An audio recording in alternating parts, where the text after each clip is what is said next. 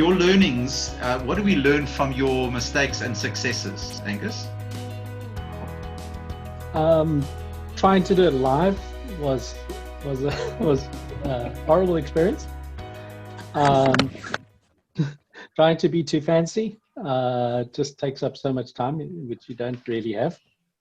Those are a couple of things.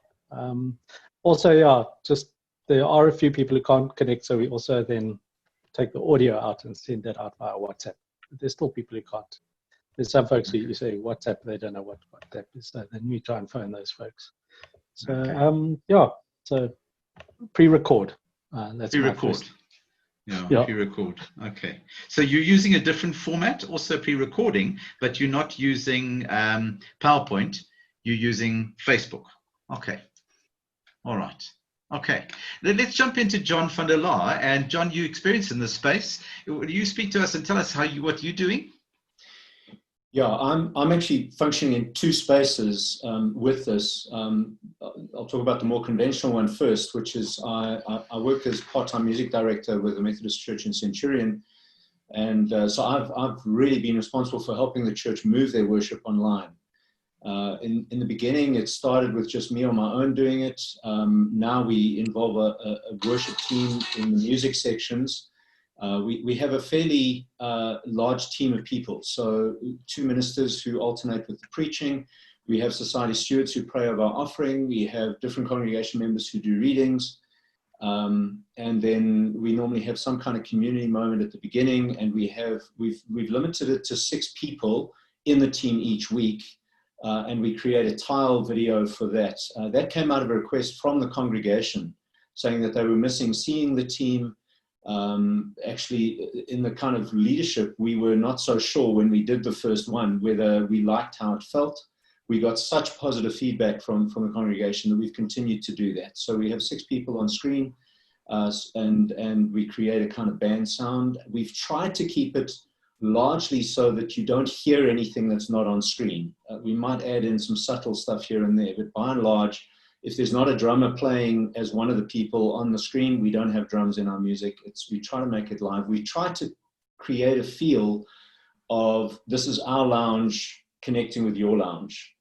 So we haven't tried to duplicate what we do in church, although we're also functioning around 40, 45 minutes. And we've kind of, a lot of the elements that would take more time, we've reduced. So we have a team of people. When I'm leading the worship, I do that on my phone, bring it into iMovie and edit that. We have someone else who creates the tiles of the music people. We have a sound engineer. I mean, we're very fortunate at Westview. We have all of these resources. So we have a sound engineer who then takes all the audio and puts it into a decent studio quality mix so that the sound is good. Particularly with music, we feel that's important. I pull the sound and the video and everything together and create the worship part of the worship. The ministers record themselves. All of that then gets sent to the person. Westview has had a guy who does all their video work for many years. He's a volunteer and he has all this equipment. And so it goes to him. And you're talking about Pete? Yes. Pete, yeah. Pete's still doing it. So he has a video studio at home and all of that, and he puts it all together into the final package with a nice intro at the beginning, a nice outro at the end, and little bits and pieces that get added into the service. So that's the Westview side. It is labor intensive. I've been working double the hours that I'm contracted to Westview for the last 2 months just to get this done. But as the team has grown and as other people have come on board, so we're beginning to be able to share the load more. And so we're looking at trying to make this more sustainable. We're working on the view that we're probably going to be doing this until at least the end of the year. In spite of churches opening and all of that, we are working on expect the worst and plan for the worst. And if things get better down the line and we can shift things down the line, that's cool. But for now, this is how we're functioning. So that's successes and failures. I think we've had a couple of interesting things. For me, one of the things I've had to learn a couple of things. I think the one is I've had to learn that having an external microphone. I've actually got myself now a little Lavalier mic, which connects into my phone That creates much better sound quality. That's been a good investment. I've also been fortunate enough, because I'm doing this for my own business in other ways, which I'll talk about in a moment.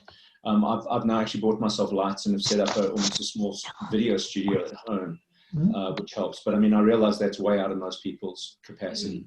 So that's been good. I think one of the things I've learned is to script everything. When I'm doing live church, I improvise a lot and I ad-lib a lot. I found with video, I write every word that I'm going to say on screen. I have a teleprompter app on my iPad. I situate it just above my camera. I look at where the camera is on my phone. I put the iPad as close to that as possible. And I get the distance right so that I can read every word on screen and it looks like I'm looking at the camera, even though I'm actually not.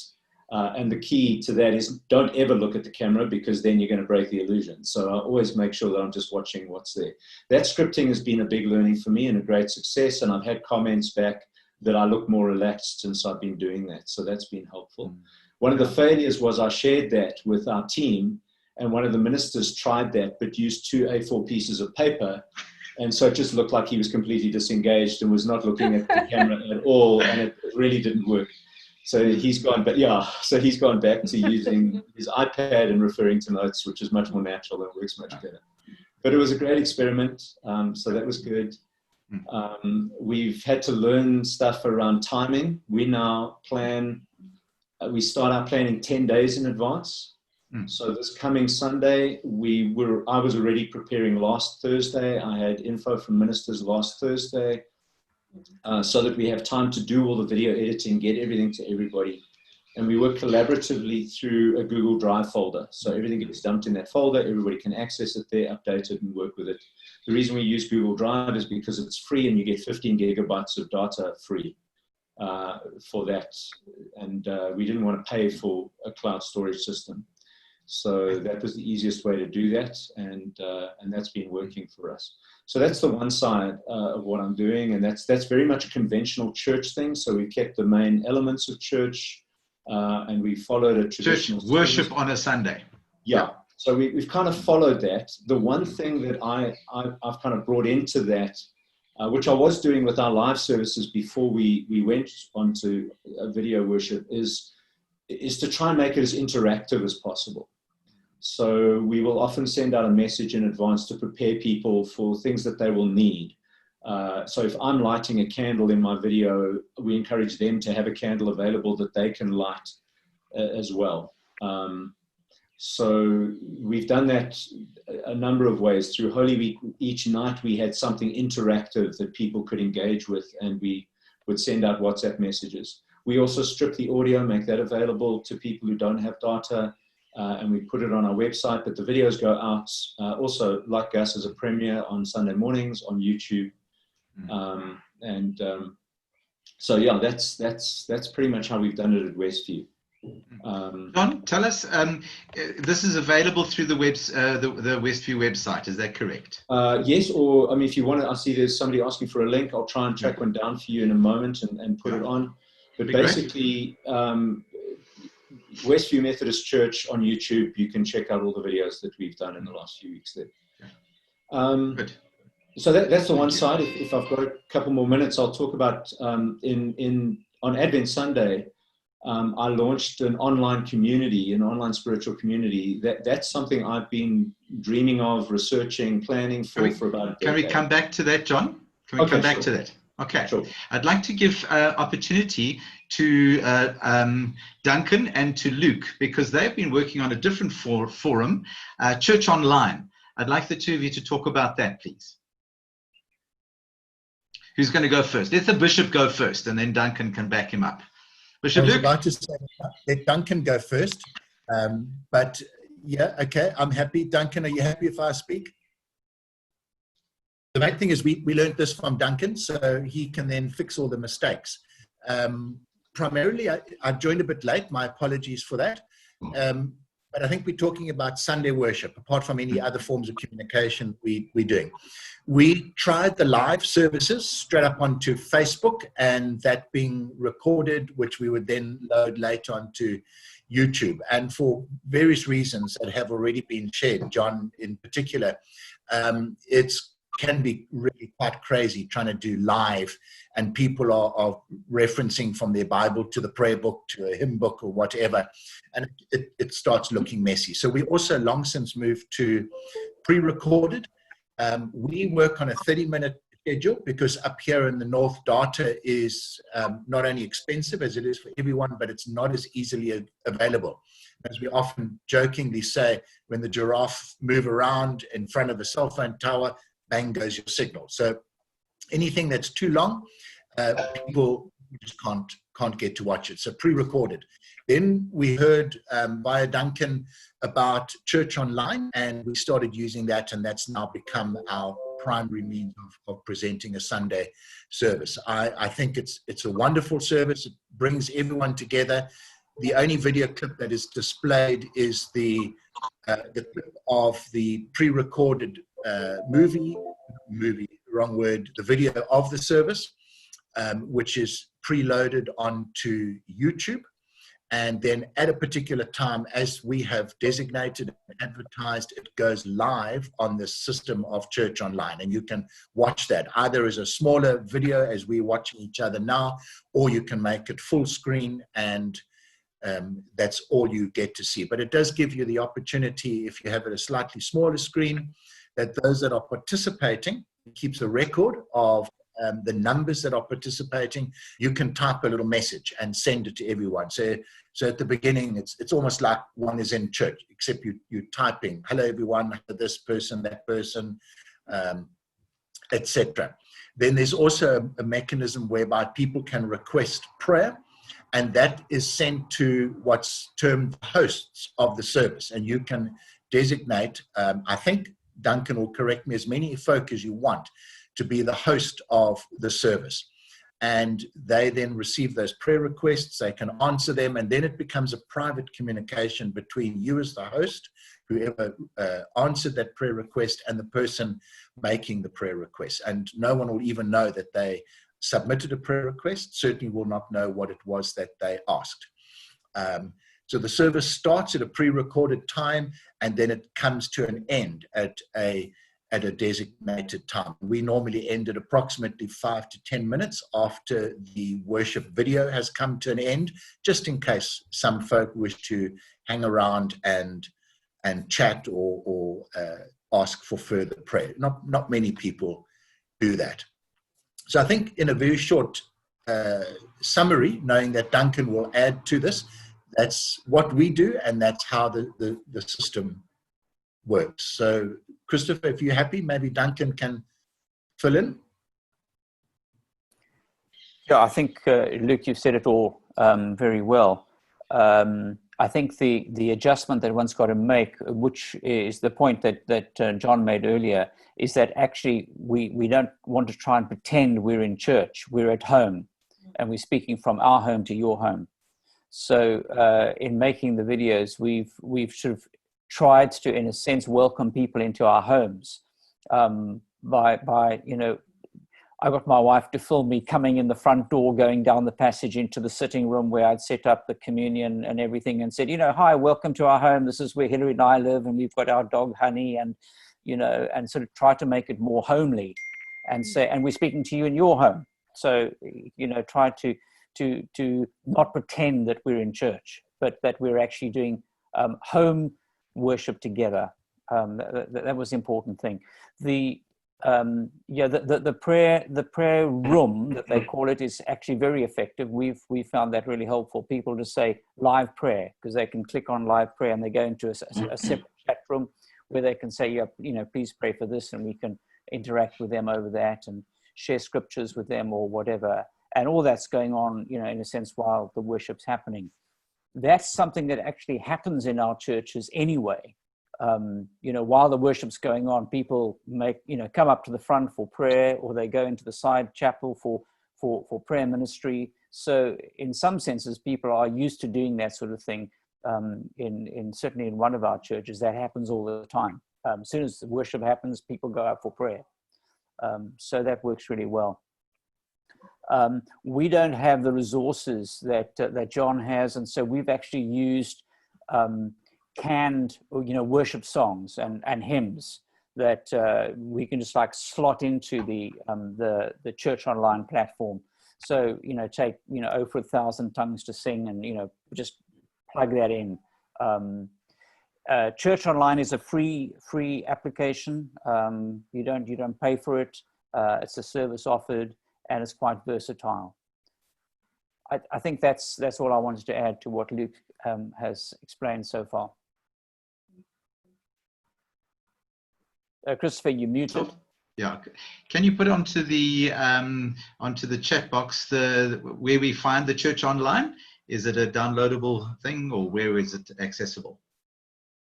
I think you just go to just look for Church Online. Just search Church Online, and then you get an address. So it's St. John's Parish Church Online, and then you upload it to that. There we are. Thank you. Yeah. Thanks, John. Yeah, perfect. Okay. And then it also automatically streams through to a YouTube channel.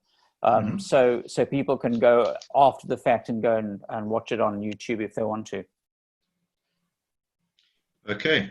All right. Thank you. Thanks, Duncan and Bishop Luke. Really appreciate that. That's been useful information. One little tip that if I can just chuck in here. One little tip is when you are filming, using your cell phone, don't use the selfie camera. If you can, use the other camera. You get a much better quality video than if you just film on the selfie camera. Thank you. That's useful tips. Any successes and failures you can share with us? May I add just very quickly? What we are doing, because I'm presenting the service for the whole diocese rather than just as a parish minister for my own people. So we've taken to getting as many different people from around the diocese to contribute. So somebody would do the sermon, and somebody else would do the prayers, others would do greetings, etc., etc., etc. Which does mean we need to splice all of that together into one cohesive video, and one of our ministers does that. We use free software, so sometimes it works quite nicely, other times not so well. But that's part of the rationale that we're doing, is trying to present a service for everybody, because not all of our churches have the capacity, as John's church has, to pull anything of this nature of technology together. So that's something that I left out. One cohesive video that's spliced together, but it involves as many people as possible. And then also just trying to teach people how to film themselves. Some would put it on the desk and then stand over it. You get a wonderful view of their chin and nostrils, etc. And it can be a little bit scary and off-putting. Also, when you're using your cell phone, I gather that you can get a landscape view, which is much better than just the full-on face view. So there's lots of learning that we are still doing. It's quite fun, but I think it does make the service very approachable. It's not some slick Hollywood presentation. It's ordinary people doing the best they can under their circumstances. It's actually great fun, and it's reaching a large crowd. Thanks. I think that one of the things that's been very interesting to observe is that, Shona was sharing with me yesterday that her client base, or her attendees, has almost trebled. Am I right, Shona? Just in terms of... to treble. Yeah. Yeah. We've got a lot of people who are out of town during weekends, and in the talking about reopening our building for worship, one of the things that we've been looking at is that we're actually reaching a lot more people online than we are on a normal Sunday service. Thank you. And then Luke, to say, I watched one of your services, and I said to you yesterday that I was very encouraged to be drawn into that experience of worship. I felt the participation. I didn't feel that it was, as you said, slick and Hollywood stuff. I felt it was authentic. I felt that every one of the participants was real, and I felt they handled it well. And so they're obviously a little bit more experienced than first timers. And so I felt it was an authentic worship experience and encounter with God. And that was meaningful for me. Shona, when I watched yours, I sang along with the hymns. They were very meaningful, and you are a master at a liturgy, and I felt included in that space. So those are the things, So I'm going to jump in now. I can just add one thing. Sure. And that is that I've chosen deliberately to introduce and to do the blessing at the end with me in the video, but I found it very distracting to actually see my own face sort of right through what's happening. So that's also, I get the personal touch by doing that, but then I use other media to fill the space so that my sort of distraction is less. Yeah. So what Shona's done is she's put PowerPoint pictures up and to illustrate the points that she's making. So you're not seeing her face. And I think that that's very honoring and very creative. It means extra work because you've got to get those PowerPoints in place. But it really helps to have the concepts. It's like a screen or a video or something thrown in. So you're able to see something that stimulates other than just listening ad nauseum. And I know that most ministers have the spiritual gift of continuance. And so when we see ourselves, we're happy to continue talking. Okay. So let's jump in. I'd like to jump to Carol Ruert now, and she's been a worship leader at Bryanston Methodist and a worship coordinator for many years. Tell us what you're doing at Bryanston. Thank you, Chris. One thing, I see you have a pan burning there. Pam, I don't know if you remember us. When we were with you, our children were very small, so it's good to see you. And the other, yes, it's so wonderful.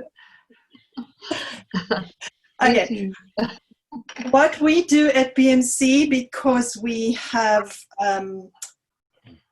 fortunate enough to have the technology to do so, we have an outsourced AV person who has permission to come in, and he records the ministers preaching actually in the sanctuary because they can. Until he had permission to do so, the ministers were recording from their homes. They are lucky enough to all live on site, so they were recording themselves in a prayer venue in the church. So BMC were fortunate enough to do that. The response has been quite good in that regard, in that people have said it felt good to see the church.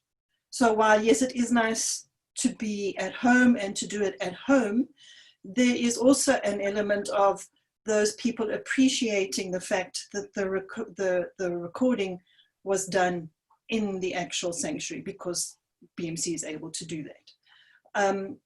We at BMC never went live. We only ever recorded.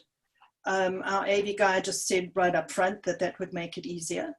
So we do record. I prep all of the work up front. So you go from a recording of the preacher, you have liturgy on screen with PowerPoints that are JPEG'd in. We have hymns and songs that come straight off of YouTube. I see Fiona's made a comment about copyright. So I always make sure to say that who is the video, and we leave the person who created the video's image up front so that they are acknowledged as such. We do 2 services a Sunday. We do an English one and we do a vernacular one. And the vernacular one is done in whatever languages and multiple languages as well. And that seems to have had a good response. That's how we're currently doing it. But we are fortunate enough to have technical people who do all of that. John, I can see why it takes 10 days. We tried to do a song the other day and it took forever. We have a volunteer who did the sound, and then our AV guy did the video, putting all of those multiple recordings together. And we have realized that it's actually a 2-week turnaround to do one song. That is just how long it takes to do that. So they are working on that, but it doesn't happen every single week. We use what is available on YouTube. And especially finding vernacular on YouTube is a challenge. It's a massive challenge. Thank you, Carol. Any successes and failures? We're going to go to Londeka next, but any successes and failures, Carol, that you'd like to share with us?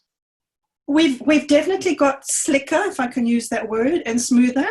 The ministers took a while to be comfortable with preaching to a camera, and the most difficult thing of all, and I think all of you will agree with this, is having no feedback from your congregation.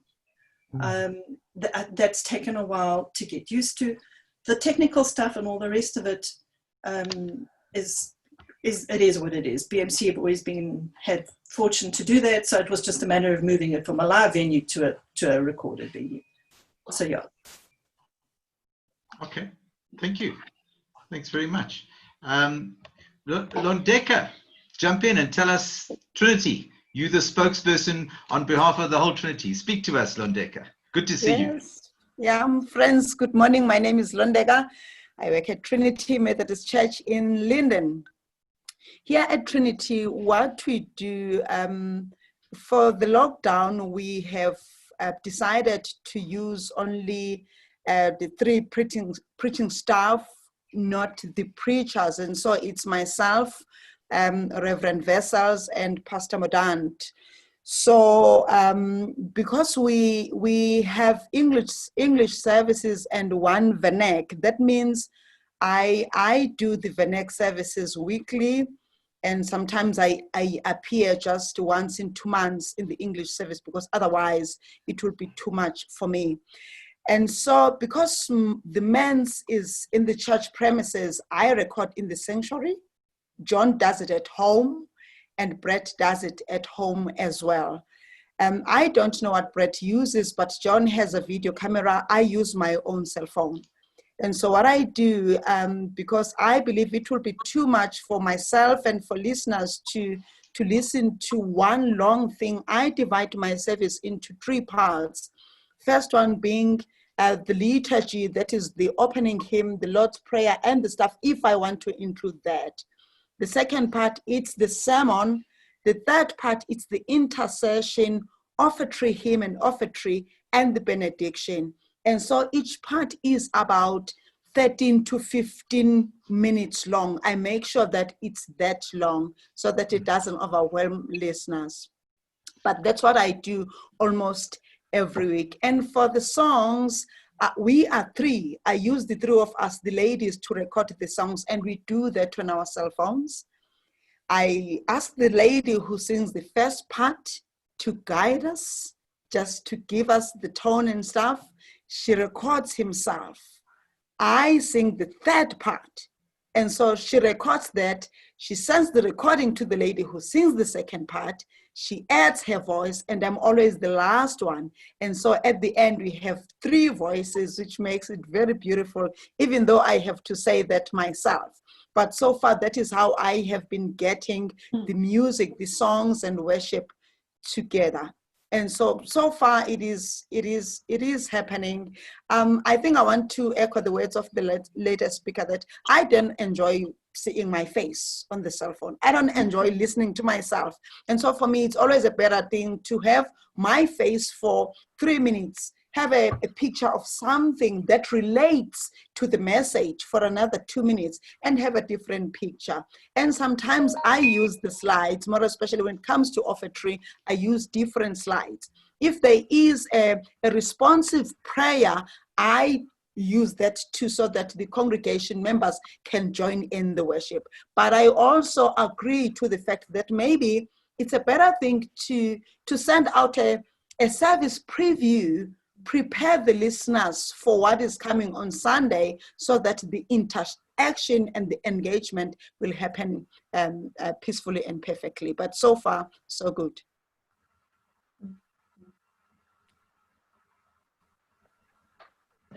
So Londeka, you have 3 services recorded per week, is that right? 3? Yes, I record 1, John records 1, Brett records 1 every week. Wow, okay. Yeah. And do you use video for that exclusively? And then, so what is your basic framework into which you put the videos? Do you use Facebook? Do you use Church Online? What do you use? We send that into our own website. It's always there on YouTube, and on our church's Facebook, it is there too. Okay. All right. John, you've made a mention here, and I'm going to come back to Londeka, but you made a mention about copyright. That's a question that's arisen. Tell us about that, please. Yeah, we looked at that before we moved online, and we looked at licensing, found that, if you're really going to go that route, the costing is prohibitive. But I came across an article. Effectively, what we're doing is we're doing covers of songs. So we're taking songs others have written, and our worship team, we're producing those songs. And I found a very helpful article. I'm just going to put the link in the chat. And it speaks about, because lots of people cover songs on YouTube, and we were like, how do they do this? What we discovered, and people need to decide for themselves whether they feel comfortable with this or not, but what I discovered in that article, it's from the CD Baby site, which is a music distribution site. The guy was saying that if you're going to go technically with the letter of the law, it is illegal to do a cover of somebody else's song online.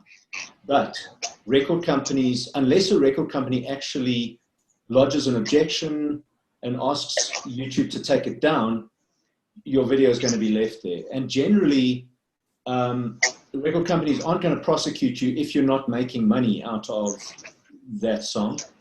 And secondly, they're not going to ask YouTube to take it down because it's actually kind of free promotion for them. It helps get the song out there. And people often hear your version of the song, and if they haven't heard it before, they'll go through and find the original. So by and large, what he's saying is that the letter of the copyright law is that you shouldn't be doing covers of other people's songs on YouTube. But everybody is doing it. It's out there. It's an accepted thing. YouTube's not going to create an issue unless a record company, a publishing company makes an issue of it. And the publishing companies are not going to do that because it's not in their best interests. So we have decided to go with that. And so we always use our own versions of songs. Usually we reduce the arrangements down, but it's our own team playing the song. And so we've been doing it for 2 months. We haven't had any complaint, any copyright issues from YouTube or any struggle. So the link to the article is there. Obviously, there's more detail than what I'm sharing, but that's been our approach. Good. Sounds a little bit like the marriage law. We weren't allowed to do weddings outside of a building. It had to be 4 walls and an open door. But popular demand was having it done under trees and in gardens. And eventually the government just said, okay, it doesn't matter anymore. And so it's just by popular activity, and it feels like the same. Okay, I wanted to just come in if there's anything else you wanted to add to that, Londeka. Thank you for your input. Any learnings and lessons, successes and failures? Well, every week is different, and every week is treated differently. We are always looking for better ways of enhancing our services. So much has been learned so far. We have been forced to learn even technology, which is something we care about it, but there was not much of a demand of knowing it. But now we don't have a choice but to be friends with this way of doing things. Indeed. Good. I see Leonard has joined us from Burundi. I'm just seeing something there, but if Leonard is around, he can share with us his experience in Burundi. But Peter, tell us a little bit about Eersterust. Just by the way, folk, Eersterust has been on level 1 lockdown for 2 months. Just letting you know that. So they are ahead of us in terms of the experience of lockdown. Peter, tell us about your online experience of worship on a Sunday. How do you do that? Peter's part of URCSA, United Reformed Church of Southern Africa. Thanks, Peter.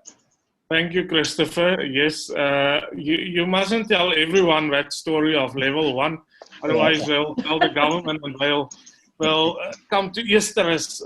There was only one Saturday where all the ministers came here and pull off cars, but that was 11 o'clock at night. So what I'm doing, I'm pre-recording also during the week, like in Friday, Saturdays, and then I load it up onto my own Facebook account just for myself, and then I use a app on my phone, FastVid. And if you can watch your Facebook video, or you can download it. But then if you download it, my Facebook video is 15 megabytes. So then it's easily, if I use WhatsApp on my laptop, then I send it through that to everyone, all my WhatsApp groups, and then I load it onto YouTube. But if I must load a 1.2 gig file onto YouTube, it takes long, or load it onto Facebook or on WhatsApp. It's too large for people. So all our songs, my Praise and Worship, I have recorded a few songs just before the lockdown, and my organist, every week I let him know this is the opening hymn and this is the closing hymn, and then he records it with a nice pic with the choir in the background. So and then I just include it into my video, and that's what we're doing. And I don't do Facebook Live or YouTube Live. I think that is too much of a risk, and internet connection is not that stable in Israel every time. So yeah, we unfortunate not having fiber already. It's one of the areas where we don't have fiber yet, so we're still waiting. There's a big initiative to get fiber. So you pre-record and you work through Facebook, and then you download it and you make it accessible to folks through your social media links and so on. Now you say you YouTube and whatever. Then. Yeah, you get your organist to play. How does the choir join the organist? Unless he's I don't know what software he's using at home, okay. but he plays all the hymns that are of our hymn book, and it sounds like people who are singing in the background also, and it sounds like the choir, but that's what he's doing. The praise and worship, I've recorded like 15 songs beforehand, some praise choruses and some worship, which I started using now in Pentecost. We've had services mostly every day. And the big challenge is that I'm a sole minister in this congregation, so I need to preach every week, do all this stuff on my own. My son is recording, and when he goes to sleep, when he leaves me with all the technical stuff, I must sort out myself. Okay. And yeah, but I have a few guys. Like this week, I've just decided after Pentecost I need to take a break just for 1 week. So I've asked one of the professors, I'll send Carlo to your house, but he comes and records you just the sermon part, and I'll do the rest. I'll do the liturgy. We don't try to go too much over 25 to 30 minutes. This weekend was different because it was Pentecost Sunday, and we've had Holy Communion, and yeah, I've done it on my own, but I told the congregation beforehand, get yourself all the elements beforehand, and if I are doing the Holy Communion, you can partake if you're in your houses. So thank you, Peter. There's a huge debate going on in different denominations about doing online communion. Very intrigued. Bishop Luke was telling me yesterday, the Archbishop just said, do it. Without any debate. And so the Anglican churches have been doing online communion, etc., etc. But I don't want to get into that. That's another topic. But I want to hear from Pat and Pat, and then Pam. Any contributions you would like to add to the equation, please? Who's going to go first, Pat or Pat? I'm just enthralled at all the different things that people are doing. And maybe we need to pick up on some of these, getting people more involved, because I think we do a Facebook, 30-minute, or rather the minister does, a sermon. And although it's attracting people, I think it's still excluding a lot of people who are not tech savvy. Yeah. And Andy else is just your minister, and he's just standing and preaching into the Facebook page. Yeah, he does it from home. Yeah. So please give him my love. Pat, do you want to add to that? The other Pat? No, I also I'm sorry that either he or Bill is not listening, or that this could be recorded, because there's just it's wonderful to hear the creativity, and certainly we'll be in conversation with Bill and Pat and Andrew hopefully after Yes, this. this is being recorded, so we'll have it available. The recording started a little bit slower, but yeah. But I think part of the question, Pam Burning, tell us your experience. Oh, well, I live in a retirement home, village, I should say, and I usually take the services here, but since lockdown, we're not allowed to meet together. So I've been taking communion to people and saying that if you want to receive communion, put your plate out and a little glass, and I'll come along and fill it. And that's what I've done. Okay. And Keith and I have a service earlier, and we consecrate all this stuff and then take it out into the village. So, and apart from that, I have a WhatsApp in which I'm just sending devotion, but just very interested to hear.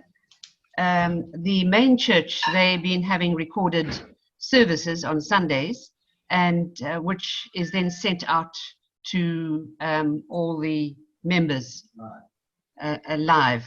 So that works out too, but I'm also thinking quite creatively now after listening to all this, that perhaps we need to bring in a bit more music and maybe adding in a few more people to be contributing to a small devotional survey. I send that out on WhatsApp, so I haven't got to be too creative about it.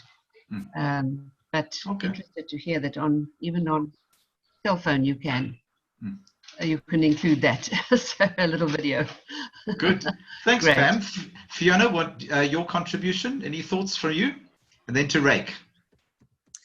Thank you, Christopher. Yes, loving to hear all the wonderful creativity of everybody. I'm taking copious notes in relation to these videos that one needs to pre-record. I also thought about the 2 pages stuck to either side of the camera, but listening to John saying it doesn't work, I won't do that. But I was wondering if your computer screen can't be like the iPad. You don't have to see yourself, but you could see your notes in front of you and then just scroll down with your mouse, whereas you're looking at the camera, so the camera's videoing you. So I'm just wondering, can you do that by changing what you're seeing on your actual monitor from your picture of yourself to your notes? I'm imagining one can do that. So I'm asking that question. I'm still doing an order of service that I WhatsApp out to everybody. I also attach 2 worship songs. So there's a full order of service with prayers and liturgies and reflections and readings, etc., etc. And I also attach online worship videos. So I go onto YouTube and I download I take the link.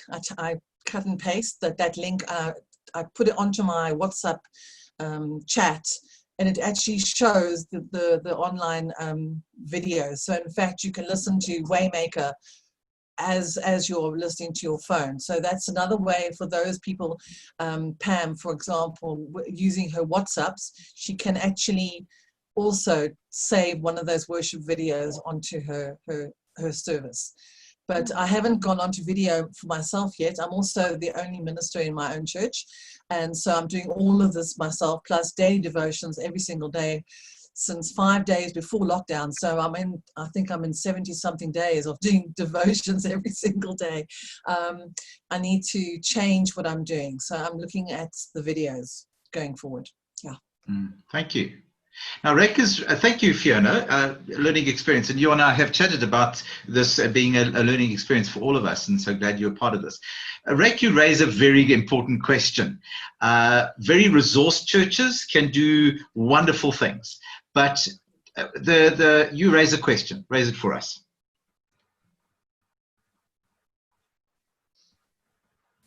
Rake, are you going to raise the question? No, I don't know which question you are talking about now. Okay. You're talking about folk who don't have smartphones. No, that was...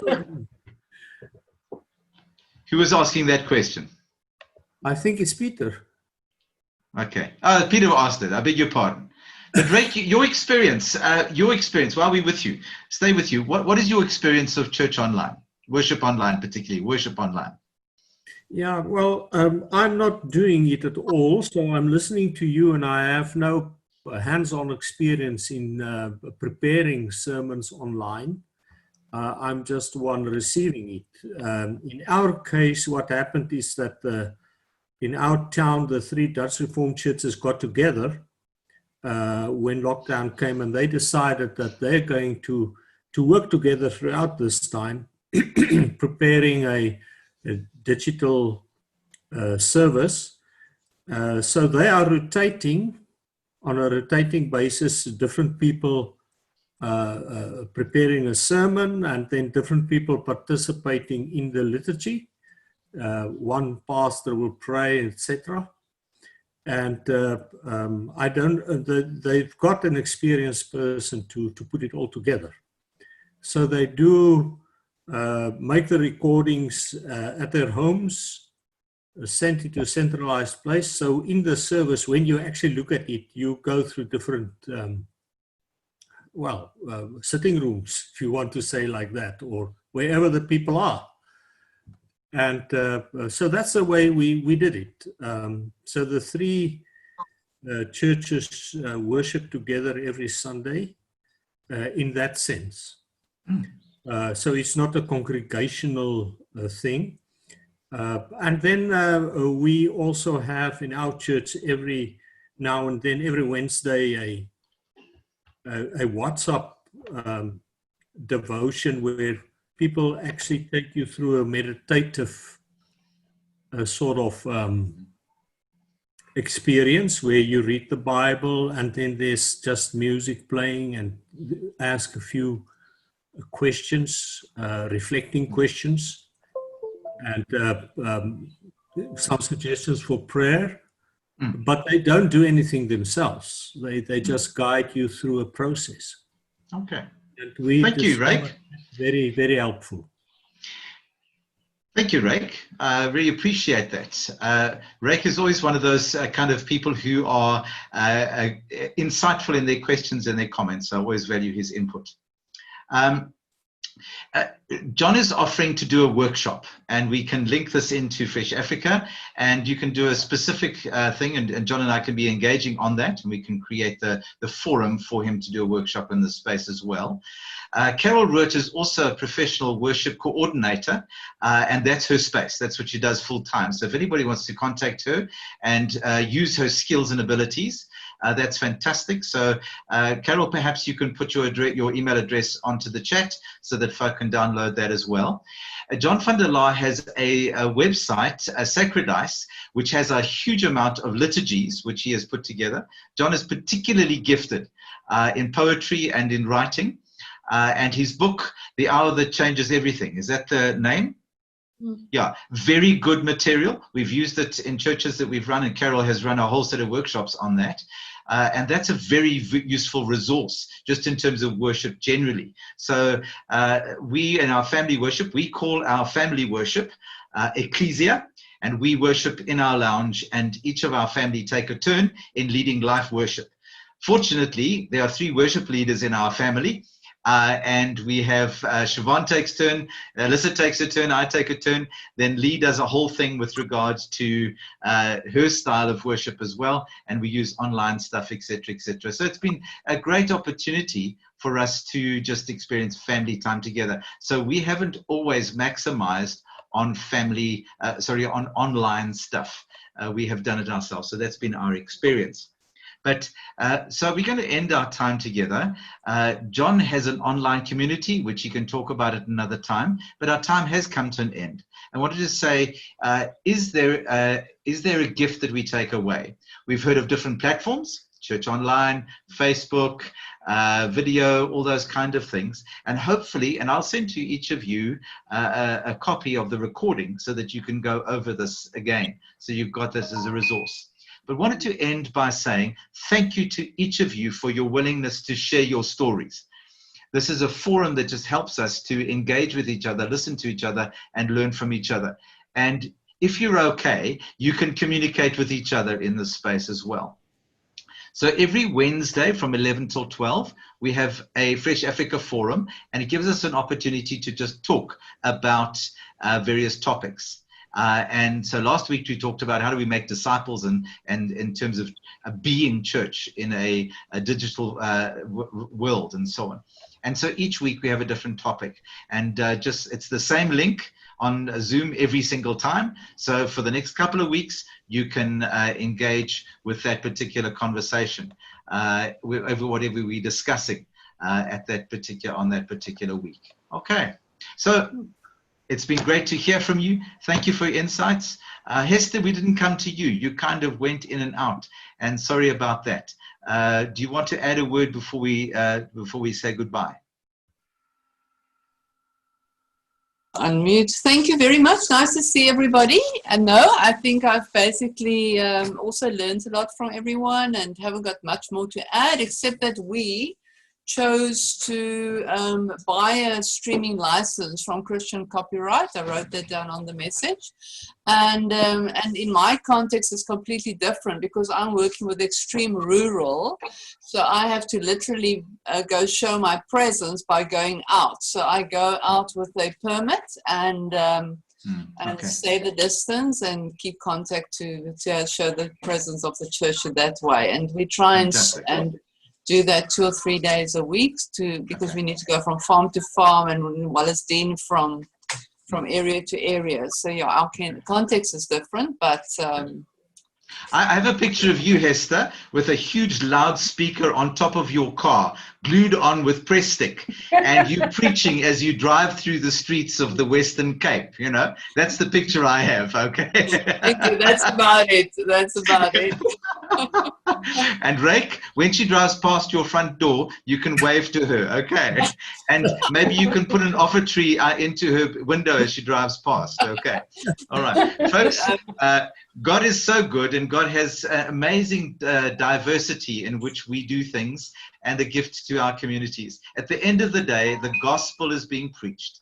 At the end of the day, people are learning to love God in a whole lot of different ways and seeking to express their Christ following in unique and challenging but wonderful gifts to each other. So thank you for your participation. I'm going to end with a blessing, and thank you for your participation. Lord, we pray your blessing over each one who've participated, those who've come and gone from multiple places and contexts.